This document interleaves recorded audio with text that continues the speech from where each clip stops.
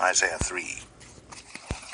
For behold, the Lord of hosts, doth take away from Jerusalem and from Judah the stay and the staff, the whole stay of bread and the whole stay of water, the mighty man and the man of war, the judge, and the prophet, and the prudent, and the ancient, the captain of 50, and the honorable man, and the counselor, and the cunning artificer, and the eloquent orator.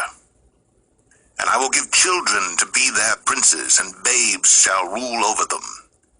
And the people shall be oppressed, every one by another, and every one by his neighbor. The child shall behave himself proudly against the ancient, and the base against the honorable. When a man shall take hold of his brother of the house of his father, saying, Thou hast clothing, be thou our ruler, and let this ruin be under thy hand. In that day shall he swear, saying, I will not be an healer, for in my house is neither bread nor clothing. Make me not a ruler of the people. For Jerusalem is ruined, and Judah is fallen, because their tongue and their doings are against the Lord, to provoke the eyes of his glory. The show of their countenance doth witness against them, and they declare their sin as Sodom. They hide it not. Woe unto their soul, for they have rewarded evil unto themselves. Say ye to the righteous, that it shall be well with him, for they shall eat the fruit of their doings. Woe unto the wicked, it shall be ill with him, for the reward of his hands shall be given him. As for my people, children are their oppressors, and women rule over them.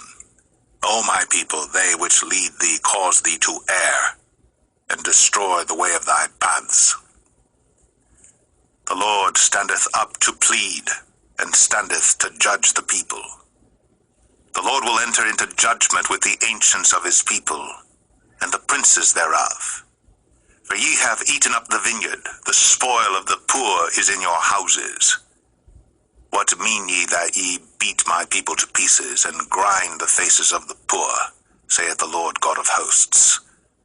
Moreover the Lord saith, because the daughters of Zion are haughty, and walk with stretched forth necks, and wanton eyes, walking and mincing as they go, and making a tinkling with their feet.